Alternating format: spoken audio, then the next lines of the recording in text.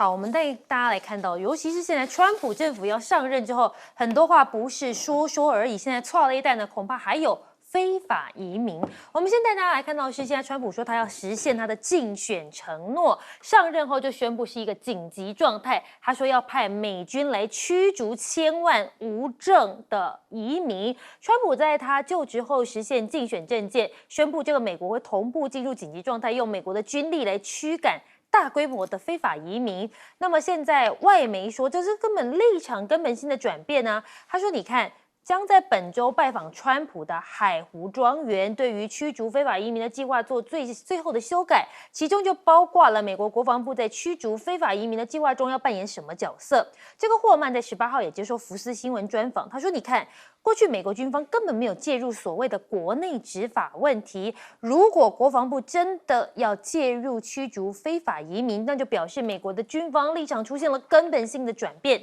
金融时报也说，美企警告，川普驱逐上百万无证劳工的计划可能会在美国造成大规模的劳动力短缺，甚至可能导致这一些餐厅啊、农场都会关门，物价也会跟着上涨。所以美国企业就警告川普了，明年的1月可能就会上演一个所谓的血战。但是现在川普引人争议的当然不只有他这些政策，还包括他的新内阁。你看哦，他的找一些名嘴来空降国防部长、交通部长，甚至准司法部长都深陷丑闻，但是川普还是游说参议员继续力挺。你可以看到，现在福斯新闻的主持人赫格斯已经出任了国防部长，那么接下来又有另外一个主持人达菲要出任交通运输部长，所以呢，就有网友开玩笑说，名嘴升大官，外界质疑川普用人只考虑忠诚，不考虑专业。而且还有一个人，就是准司法部长盖兹，他涉嫌了性丑闻，他被指控跟未成年少女发生了一些性丑闻，非法使用药物，还有不当收受利益。但是川普还是力保他，敦促同意这项人事任命案。川普的盟友也在讨论如何利用联邦职位空缺改革法，让盖兹能够顺利上任。但是这可能是川普单方面临时任命他，用一个代理身份来担任司法部一职。只不过这样子的丑闻也让很多人都持以反对的意见，就连美国众议院议长也公开呼吁不要公开报告了。他们强烈呢要求道德委员会不要发布报告，因为这不是他们众议院做事的方式。他认为这已经是开启一个非常非常糟糕的先例。只不过你看到了是这个新人磨刀霍霍，但是旧人似乎已经快笑不出来了。拜登卸任前跑到了 G20， 跑到了 APEC 峰会，但是太现实了吧 ？G20 的大合照，习近平直接占C位，但是美国总统呢，甚至连出现都没有出现。你可以看到这张合照，主办国还有其他国家居然没有美国总统拜登，拍完照就这样子解散了。美国官员说，由于后勤的问题，他们在所有领袖抵达前就先拍了，所以一些领袖根本没有在那里。但是你说在 G20 这样就算了，你看在 APEC 峰会，拜登在，但是拜登在哪里？拜登在最后面，习近平一样就是 C 位这个位置，但是拜登已经被逼到边边角角，好歹他现在还是美国总统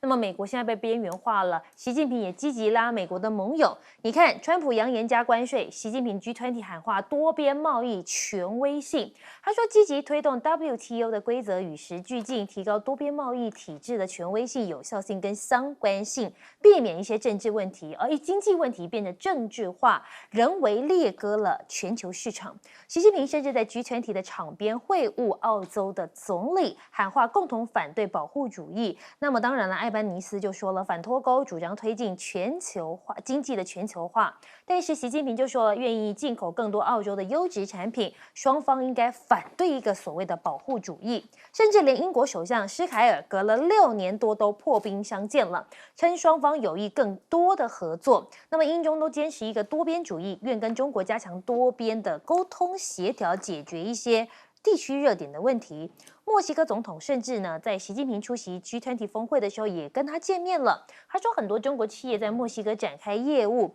那么包括了参加墨西哥最重要的基础建设。那么习近平就说了，中墨两国对于很多国际问题的看法其实是理念相同的，感觉得出来，中国已经在积极拉盟友了，但是美国现在却是完全边边角角了吗？我们先来请教一下赖老师，你怎么看川普的这样子的政策讲出来，就很多非法移民都觉得很可怕。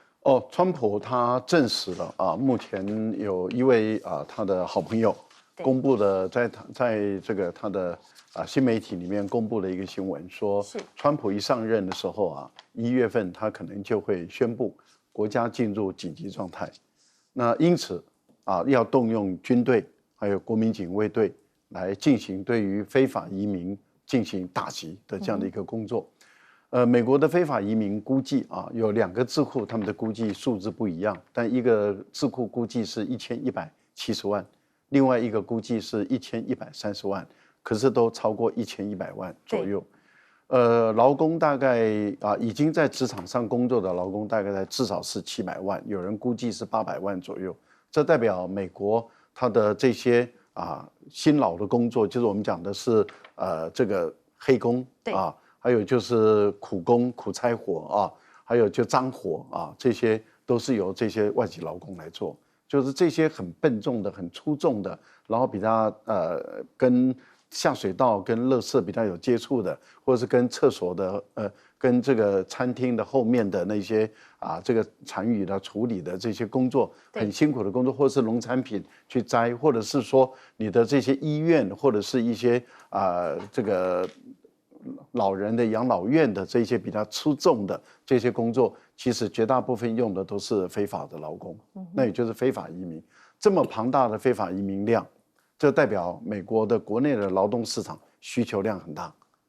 那你要去打击的时候，这一些需求量要找人来找合法的劳工来填补，它的价格就不是这个价格了。所以一般首先会估计整个社会的价格会往上升，这第一个。第二个会更大的一个问题是来自于执法的问题。对，由于移民局的官员他无能力去执行这么大的法律，因为你要有1000多万人都要去逮捕，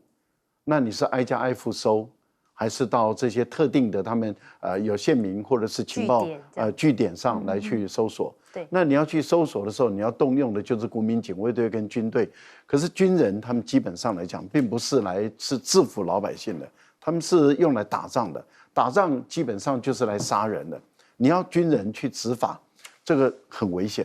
因为有的时候军人的情绪掌控，还有他的执法的力道，他没有像警察去学会说擒拿术，他基本上来讲是格斗。格斗就是我在最短的时间内把你杀了，而不是警察是我在最短的时间内制服你，这是2个完全不同理念的训练方式。对，结果你要动用这个军队来执法，军人又不见得懂得国内法，如此复杂的法，你一定要搭配的是移民局的官员，挨家挨户的或者是各个地方去搜，会不会出现这样那样的问题？那在执法的过程中，有这么多的这些非法移民，有的是家庭的，有的是孩子在美国出生，他已经获得合法的居留权。那你要把它硬拆散，还是全部剥夺他的合法居留在美国的权利？还有就是你这些人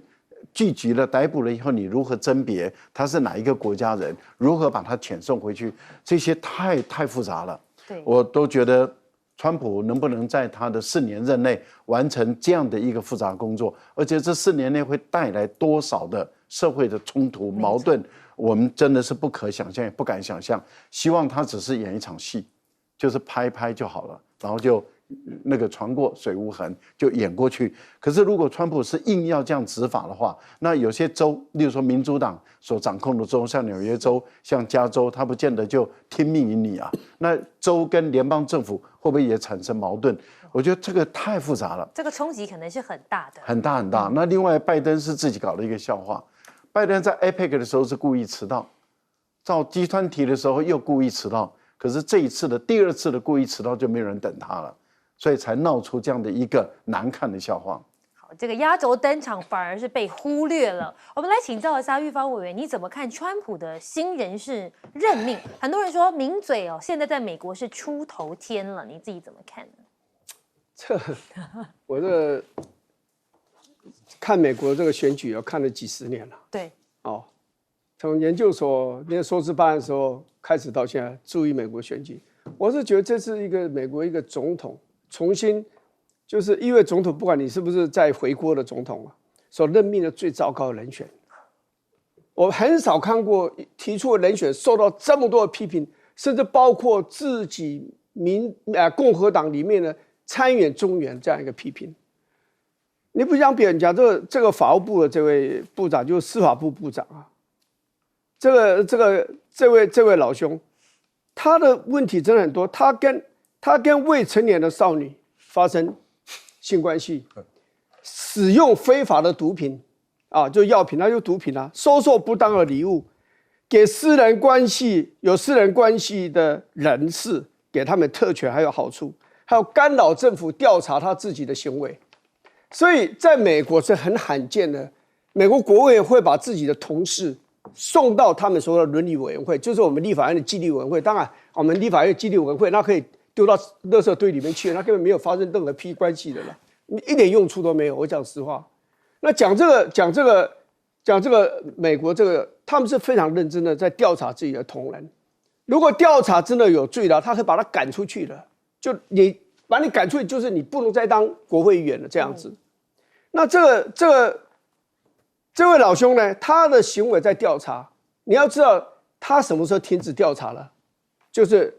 川普宣布要提名他当司法部部长那一天，那个伦理委员会，众议院伦理委员会才停止调查他。可是现在来就要求，那你调查到哪里？你写个报告出来，大家要看一看。那个众议院的议长是共和党人，他跟川普见面第二天，他就讲说，这个不应该公布，不应该流出去这个报告这个结论，因为这个事已经过去了。这样子的，你要当司法部长是要调查犯罪，就你自己犯罪累累，你这怎么办？国防部长不遑多让国防部长你知道他也有女人的问题他有性侵女人的问题，他就会跟人家和解了，付了一笔钱，他的律师出来说付了比原来对方要的还少了，这是多跟少的问题吗？你就是付了嘛。那他一说他也有被勒索的感觉，因为那时候他是ME TOO的运动的高潮时期嘛，他担心他会丢在福斯的这个工作嘛，这 Fox 这个新闻的这样的工作嘛。那你要我给大家看一个数字2023年，先讲2021年，美国国防部自己估计，美国军队里面的性侵的行为有多少件呢？35900件。2023年降低还有29000件。独立的机构的独立人士的调查呢，却远多于此。就讲2023年好了，一共有73695件性侵案。我问你，国防部长，你本身性侵，你现在美国军队里面性侵的情形其实蛮严重的那你现在你当了国防部长以后，再有发生性侵案，你要赦免他还是不赦免他，还是让他们去和解？只要钱付的少一点，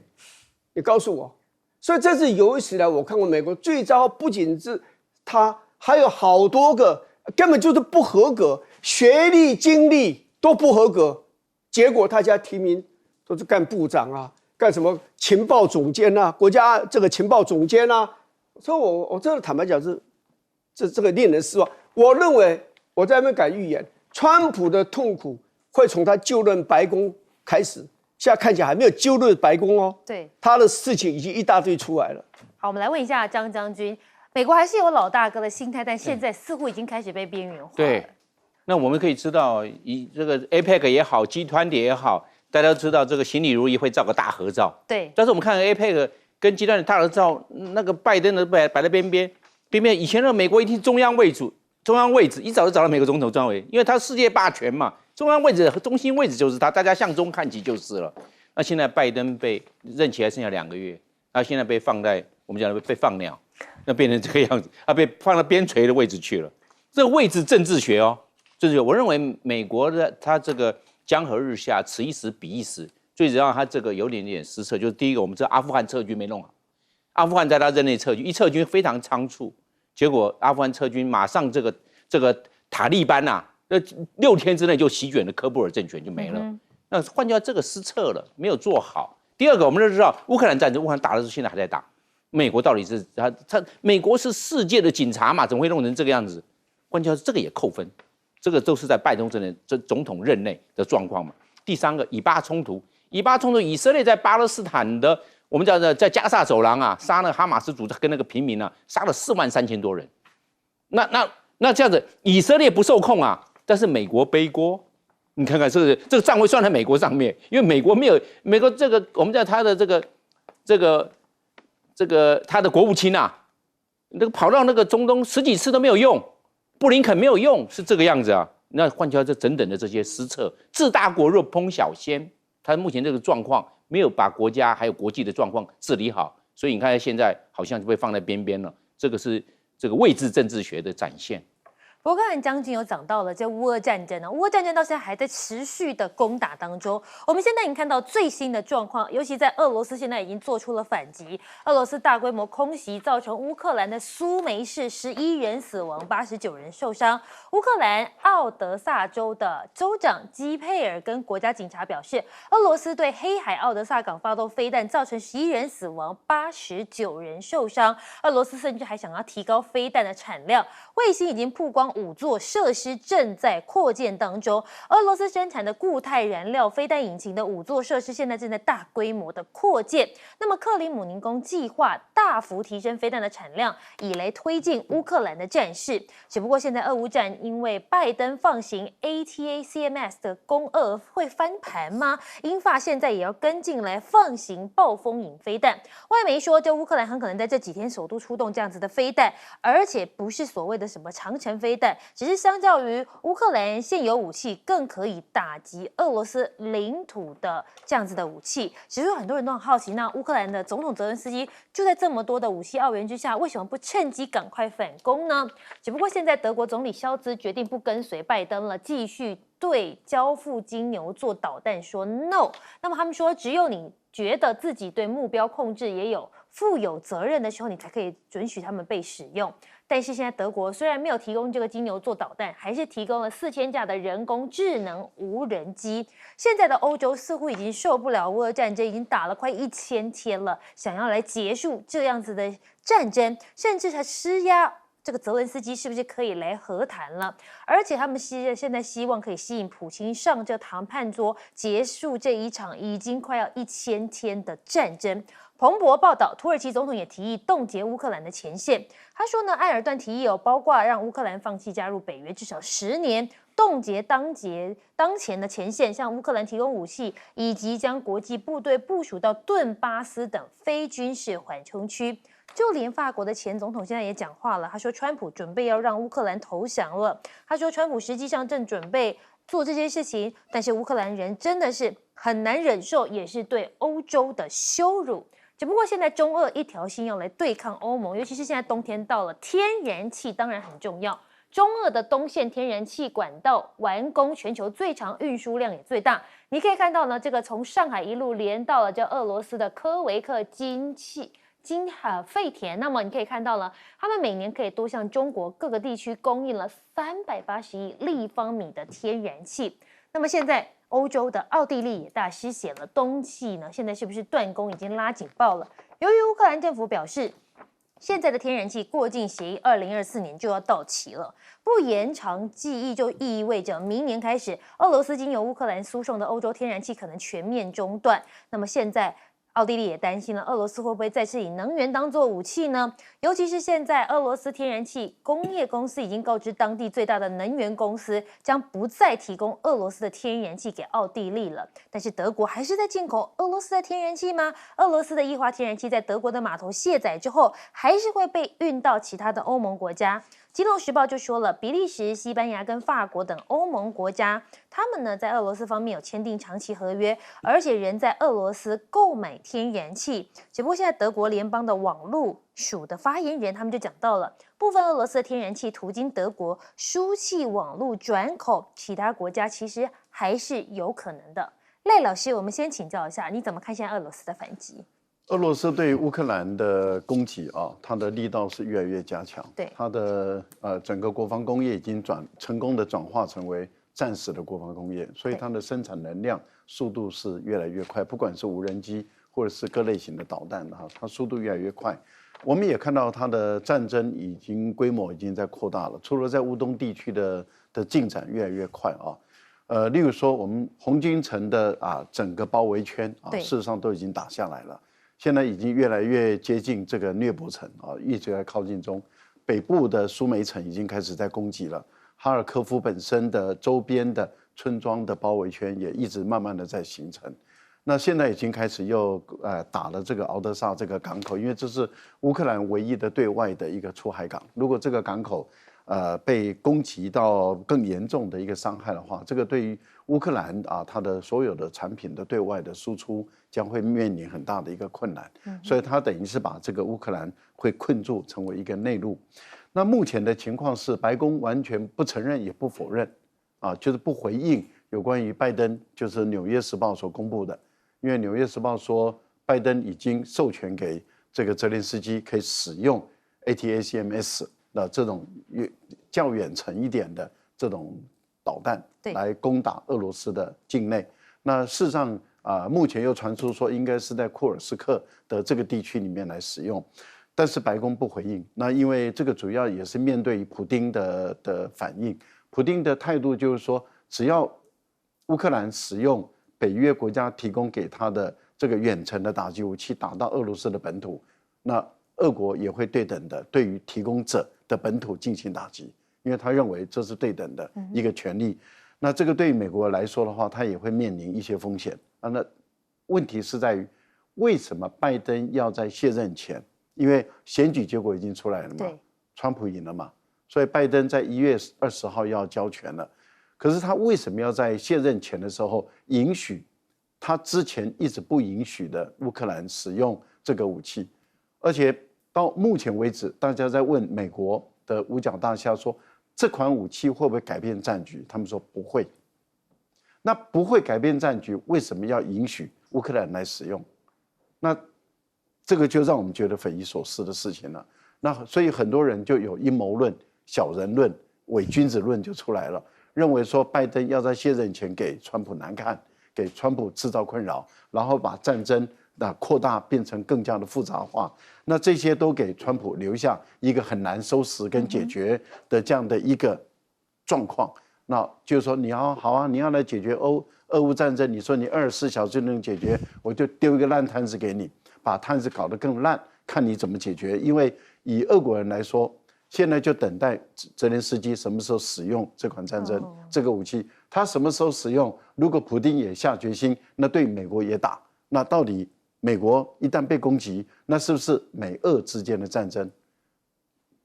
这个怎么定义？怎么解释？那就更加的复杂。那会不会影响他的权力的和平移转？所以说，我们现在已经面对于紧急状况了，跟俄国的一个交战状态。那这样的话，我的权力是不是就不移转了？我们也在观察这个拜登这样做的目的到底是在哪里。另外，您提到了奥地利的会对断供，因为它主要是因为合约满了。对。那俄罗斯已经宣布说，它不停供了，不再供应奥地利这些天然气。奥地利是内陆国它一旦没有办法从这个天然气管拿到的天然气，它一定要走 LNG 再还原，再经过管线输送到奥地利，这个什么价格啊？这个奥地利的经济绝对会受影响。了解，我们稍微休息一下，广告之后回来带您继续讨论。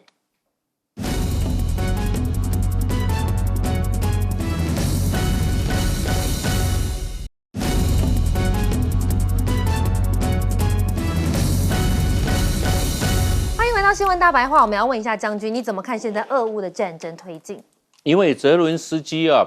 他的乌克兰他有雄心壮志，但是他力有未逮，这没有办法。他的光复计划也好，还有胜利计划都落空。那西方国家，包含美国对他的这方面的支持，都已经疲乏了，2年多，2年10个月，早就疲乏了。对他的支持，你看从原来的，因为每个国家都会有5分钟热度支持2年多也不简单但是他问题他没有达到预期的战果，结果光复计划、胜利计划，结果没想到是国土越多越丢越多计划，变成这个状况。你看他有的时候他会夸大战果，掩护失败，他把这个俄罗斯怎么赢灭了，把俄罗斯团灭了，结果怎么又丢了领土？你不是赢灭团灭了俄罗斯的军队，那你应该是光复啦，结果没有。换句话说，他夸大战果，他下面他的部队很容易虚报战果，骗了泽伦斯基。那泽伦斯基又不查，被他下面牵了鼻子走，认为这个乌克兰军队非常骁勇善战，很会打仗。那你国土为什么会一直丢掉？没有办法光复，没有办法收复失土。问题出在这个地方，下面还会夸大上国，杀敌800，自爆8000，那膨胀了，会认为我认为这个可能泽伦斯基被骗了，被下面骗了，这是最可惜的地方。那现在啊，就是说，那这些西方国家给了那么多，但是没有战果啊。美国已经支援他的900亿美元了，欧盟国家的话给他的1250亿美元了，加起来2000多亿美元，换成人台币的话，这2000多亿美元的话，换成台币的话，是6万加将近7万亿台币。哇，那你看这国家整个都抵押出去了，这些钱要还呢，那7万亿台币怎么还呢？所以这变成的问题，变成打得越久，牺牲越多，因为牺牲越多嘛，要丢掉的也越多。因为你如果能够光复，那可以一得一失，哪个打平，就也国土也丢掉越多。问题是第三个，欠的国债也越多，所以治大国若烹小鲜。泽伦斯基在这一方面可能被下面蒙蔽，没有看到事实的真相，所以造成乌克兰到今天面对的这个残局，没办法收拾。好，那我们稍微休息一下，广告之后回来带您继续讨论。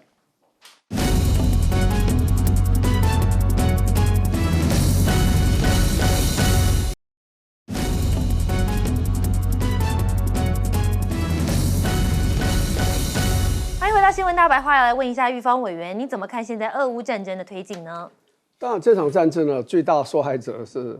发动战争的俄国，还有被攻击的乌克兰。双方这是很惨很惨，其实双方其实都是精疲力竭的。对，可是你要再讲，另外有没有第三大的受害者？就是欧盟这些国家，他们给的钱呢，到今年的9月。各种援助加起来是1330亿美金，而且在今年2月的时候承诺，到2027年要再给540亿美金。所以你看欧洲，而且欧洲最大的受害不在于这里，而在于说，它本来像德国这些国家可以从俄国取得便宜的这种天然气甚至石油，结果它的天然气的管线。北溪号都莫名其妙被炸掉，当然我们都知道是谁干的了，然后还有最重要的是，他所有的经济活动被严重的干扰，然后来了一大堆的难民进入这个德国啦、法国啦、英国也有，波兰最多了，所以整个这个国家动荡不安，社会的治安整个也受到很大影响，所以欧盟这些国家是最大的受害者。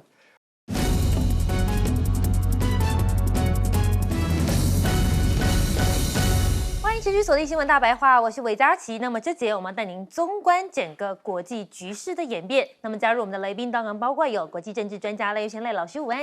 主持人好，观众朋友大家好，还有我们的国际战略学者林玉芳林委员午安，大家好。以及我们的前空军副司令张延廷张将军午安，主持人好，大家好。好，我们今天要先带大家来看看这个国际消息哦。那么当然要先看看我们自己台湾了，尤其是赖总统现在是不是在搞大内宣呢？那么国安局否认习近平点名赖总统，叶元之说明明《纽约时报》就有报道啊。那么国安局长蔡明彥说，习拜会谈的时候呢，有提到赖清德的名字，这是中共对台湾的认知作战。但叶元之间就拿出资料说，难道认知作战也包括《纽约时报》吗？《纽约时报》报道，习近平有提到赖清德实在不懂国安局到底在否认什么。那么我们可以看到这篇报道呢，习近平表示，美国若想维护地区和平，必须旗帜鲜明的反台独，还罕见提到台湾总统赖清德，这可能是在警告川普政府不要跟他接触。那么这篇报道出来之后，那么当然他们就讲了，那你是不是政府要跟纽时抗议，不要配合中共对台认知作战？那么现在打脸赖政府的是不是包括了新加坡的外交部呢？因为黄循才会习近平的时候也提到了反台独。那么蔡明彥说，相同的状况也发生在这样子的会谈上面，当时他是怎么说的呢？我们一起来听听看。那因为相同的状况也发生在日前，习近平跟新加坡的总理黄循才的会谈。在会谈之后，中方的新闻稿也提到了新加坡的总理去提到克尊一中的原则，以及反对台独。但后来经过查证，新方并没有这样的谈话，所以好，可以看到呢，这一个我们的国安局长蔡明彦说，新方并没有这样的对话。民进党也说，中国已经不是第一次用这样子不实的讯息向全世界发动认知作战了。但是我们带你来看到11月17号新加坡的外交部新闻稿说，黄总理跟习主席讨论区域跟国际的发展，也包括维护以规则为基础的多边贸易体系重要性，以及台湾海峡发展。新加坡奉行明确的一贯一个中国政策，反对台湾独立。只不过现在联合报的重磅快评就说了，我们不应该要管习近平讲什么，而是应该看看赖总统你要做什么。他们说你可以看到呢，你要再看看他到底是不是在搞台独。赖总统如果抛弃台独跟新两国论，真诚回到中华民国跟中华民国宪法，听其言观其行，很快就会明白习近平点名点错了。不过如此不但不用担心这个习近平胡乱点名，也不怕川普会胡乱要价啊。只不过当然现在最担心的当然就是这川普要上任了，对台海的关系会不会有影响？我们来看一下最新的民调来显示，根据台湾民意基金会做的民调说，川普重返白宫，其实有超过57%的台湾人是不相信美军会来协防台湾的。那么呢，但是川普当选也有65.3%的民众也不担心美台关系，因为尤英龙分析台湾人还是老神在在。只不过我们等你看到这篇报道，现在是不是提油救火？国防部真的是招不到兵了，所以他们要让一些不适服的官兵再度入营，他要放宽3种入伍条件，包括如果你有色弱的，他已经扩大开放了，就算你身上有刺青大面积大于现行规定的也 OK， 甚至说你学历不高，只有国中学历的也都可以来入伍。那么现在有人就说了，美准国安顾问瓦尔兹说，台湾的晶片贸易地位重大，因应共军威胁，美国需要准备好一个军事力量。他说呢，总统不再应该局限于对坦克或是船舰对船舰的传统军事思维。那么这样讲完之后，大家就很担心了，台海是不是要面临一些比较紧张的局势了呢？那么美军现在是不是自己能量也岌岌可危了？因为马斯克说要大刀阔斧砍美国数十兆的支出，尤其是国防可能会成为他的头号目标。他曾经批评政府跟国防巨擘签订的合约，要让政府在打造军舰、战机、战车上难以摆脱超支风险，所以他现在就暗示了，可能他会第一个瞄准的就是国防合约。那么尤其川普成立的这个政府效率部又找来马斯克嘛，要来砍支出。现在美国的军工股可以说是一片愁云惨雾，而且愁云惨雾还有谁？恐怕还有波音了，因为他才刚刚结束罢工，裁员2500多人，预计12月恐怕还会有下一波。但是现在美国的动作这么多，还包括了继伯克级驱逐舰之后，美国的海军再宣布研役3艘提康德罗加级巡洋舰。为了因应这日益严峻的印太局势，他们宣布有12艘这样子的神盾驱逐舰将进行延寿，维持水面舰队的战力规模。而且呢，这3艘呢神级巡洋舰将延役到多久？延役到2029年。我们先来问一下玉芳委员，您怎么看？现在这个赖总统好像想要大内宣，但是似乎是被打脸了。这我觉得，国安局的局长话说得太快了一点。那这是个非常开放的一个社会啊，因为社群媒体也这么发达，任何人要说谎都不太容易。所以如果有这个消息报道说，《纽约时报》讲了，说习近平有提到赖清德总统的名字。我觉得要先做好查证，而且查证一点都不难，你就上网看《纽约时报》那天的这个文章就好了。这篇文章《纽约时报》我非常认真读了，它是11月16号报道出来的，2个记者写，一个记者是从利马，在秘鲁的首都，他写这个稿子；第二个记者呢是在香港写，所以他是非常慎重，两个人写的东西合并在一起，要记住一件事，《纽约时报》的报道几乎是不犯错的。《纽约时报》在全美国，你要讲有哪一个媒体，尤其是报纸最受尊敬，那个的名字叫做《纽约时报》而且他有道德勇气，他敢登，像当年的什么 Pentagon Papers 国防部的那个文件的事情，尼克森时代，他们就是率先登的。所以现在我去看这个文章了其实我说实话，如果今天是国安局长，他问我就说，对他有提到，但是并没有什么，我们看起来没有什么特别的意义我觉得我们还是自己把心防建立起来就好了。你说这样子就没有事，人家找你毛病也没有，你偏偏你要去否认，可是人家就这篇文章就是出来，而且这篇文章还写得蛮完整的，而且这篇文章根本没有要针对谁来加以讽刺或什么。这篇文章你可以看出，就是拜登也好，习近平也好，他们都希望致力于维持双方之间稳健的关系。然后这个习近平就是只不过加了一句话，就是说这个如果对不对？你刚刚主持人讲，就是说希望和平，大家能够继续来往的话，那就是你们美国要非常清楚的表明你们反台独的这样一个政策。那这篇文章其实写得非常好，原因是他马上就讲了一句话他说这个最重要的原因可能是一个警告，对马上要上任的川普一个警告，因为双方这个可能要接触嘛，所以他是项庄舞剑，志在沛公，他不是针对台湾而来，他是针对要上任的川普而来。所以你国安局就要如果看完这篇文章以后，你说我看不出中国大陆对台湾有什么新的敌意，你讲这句话，你这个刀切豆腐两面光，每一个人都不会批评你，可是你偏偏要否认他，就像你否认新加坡总理说的话一样这两件事都是有的，只有你说没有，那你怎么办？你是国安局的局长，我们都认为你所有的消息一定最正确的，因为你是总统最重要的国安的幕僚，你的重要性是超过外交部长、国安会的这个秘书长的。就你出来你讲的东西是跟事实刚好相反，那你的信赖，人家对你的信赖度就会大为降低所以我认为这样是不好的。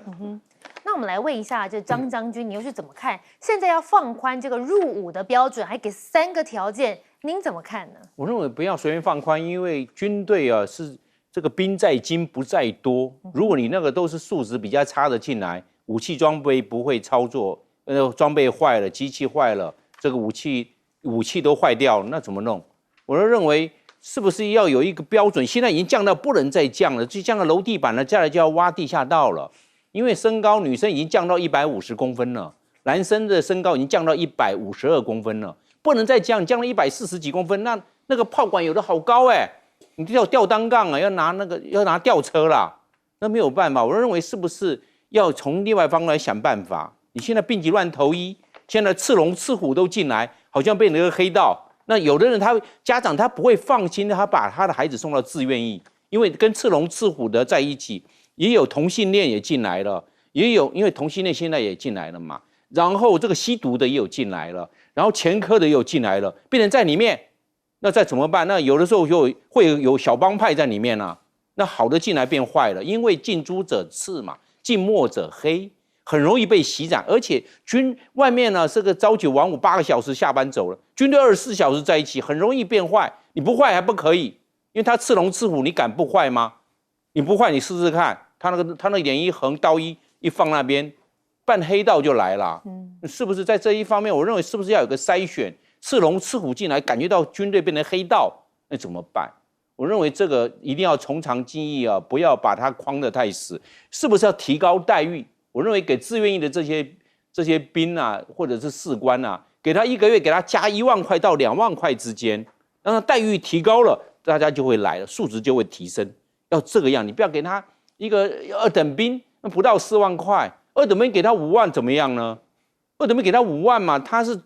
阶级地位最低，所有人都管他，他在里面最受压抑，最没有自由，最没有个性，个性都要扭曲，都要配合，就服从嘛，是这个样所以我认为是不是给他加1万到2万块钱，赶快给他们加钱。军人待遇2等兵3万多，不到4万太穷了，那谁来？没有吸引力。那宁可去送外卖就好了，外卖还自由自在，还可以滑手机，对不对？这样子很舒服的嘛。所以我认为对军人尤其自愿役的，不要吝啬，对志愿役就是要大方，对志愿役就是慷慨，要给他支持。第二个，我认为这些包含部长都要到学校、到大学、到高中去招生，带头干，不是躲在夏天天气热躲在冷气房吹冷气，带头去招生嘛。你上面做，下面就跟着跑。上行下效，你部长都不去，那谁去？你叫人家去，人家也不心不甘情不愿的去大学，心不甘情不愿的去高中所以我认为这个部长甚至总统都要到大学去招生，把这军队弄满，先不要买武器，因为没有人买武器没有用。你们花那么多钱，花了几千亿，6000多亿去买武器，结果没有人。那你买的武器只能做装备展示，只能做高张特检的展示之用而已。这样子，这个效果不对的。你赶快去把招生招满了，人足了，兵强马壮了，武器再进来，这个顺序，人员去等武器，不要装备等人。你有装备，结果没有人，那不对的。这个逻辑次第要弄得很清楚。另外一个，要提高军人的社会地位，因为以前在联改的时候啊，民进党说军人是米虫，那赶快出来道个歉嘛。你讲军人米虫，那人家会揶揄，哎，你要去当米虫啦。那年轻人谁要来？那可能赤龙赤虎的或者同性恋的就来了，会不会这个样子？对不对？我是认为对军人一定要尊重，军人他辛苦，他没有自由，他牺牲个性，他的人格特质受到压抑，对军人更要好好的去鼓励他、勉励他、关心他，不要吝啬，给他好一点的待遇，提升他的社会地位，你这样大家才会过来当军人嘛。好，那我们要问一下赖老师哦，尤其是这个国际局势，美国川普当选就要成立这个效率部，感觉现在刀已经拿出来准备要砍了，军工股已经踹了一弹了，你怎么看呢？马斯克他在选前的时候，他说他上任的时候要减掉2万亿美元，对，1年，对不对？这个2万亿美元，可是美国的整个预算才6.5万亿美元左右，所以你等于是要减掉将近1/3，对，基本上做不到了。因为首先，美国明年开始，它单付利息，本金还没有还，单付利息就要1万亿美元。那你还有社会安全支出，还有健保支出啊，退休支出，对，还有退伍军人的这些费用也都要支出。那国防支出8800亿美元左右，都这么的高的话，你能砍的空间有限。你刚刚谈到，就是要砍掉那个国防的预算，对，如果要砍国防预算的话，他又面临几个问题，就是说，他的国安顾问又说美国要强化军力，那你强化军力，你不投资在国防上，你就无法强化军力。你又要强化军力，可是你又要砍国防预算，那这个部分里面，你就必须要对于每一个军品，它是不是值那个价格来去计算了。对，那也就是说，你每个军品你要去值那个价格，会不会有国防部有福报预算？会不会军工复合体他们本身福报这个价格？那你要去查核，你就要去计算它的每个武器的生产流程中需要多少成本，这要耗用多少人力。可是以马斯克他这个组织是体制外的组织，可是军工复合体是这么庞大的一个系统。那它有很多的机密，怎么可能让你局外的人，就体制外的人进来看？那你又没办法进来看，你又无法真的去查核它的这个军品到底要多少钱，你也算不出来。你如何用大刀就这样砍下去？这第一个。第二个，那你海外的驻军，你要解决有2个方法。第一个就是提高驻在国的当地国的付出的军费，就好像日本。就好像韩国再多付一点钱，那也就是说，日本付的钱不够，韩国再多付一点钱。可是意大利会要肯付吗？德国要肯付吗？你又要当地国要多付钱，那如果你不愿意，那你就把海外的基地把它收掉。那问题就在于，那你美国现在你的大战略是要想把海外的基地收掉吗？又没有，那怎么办呢？那我们又看到他现在的情况是，他的军舰有1/3的军舰都已经面临要淘汰，就是除役的一个情况。可是他又没有造舰能力，目前来讲，美国的造舰没有这个能力造新舰，所以他又必须把现有的旧的舰已经用了30几年的这个老舰，说我再把你延长服役。那也就是说，我这是老爷车了，那我没有新的车进来怎么办？我就把你延长服役。可是延长服役，可是你还是要有新车进来啊。所以对美国人来讲，他现在的海军说我没有能力自己造舰了，所以我现在可能要委请日本、韩国帮他们造舰。那你要委请日本、韩国帮他们造舰，那问题就在于你要支付多少钱给日本，支付多少钱给韩国。那韩国自己本身也有自己的造舰计划，如果要再接你的舰，他要不要扩充产能？可他又要去思考，他后面如果没有订单了，他怎么办？我觉得美国目前拜登政府他还没上任，他所讲的都已经出现了前后矛盾，而且跟他的现实的能量都有出现完全不符合的情况了。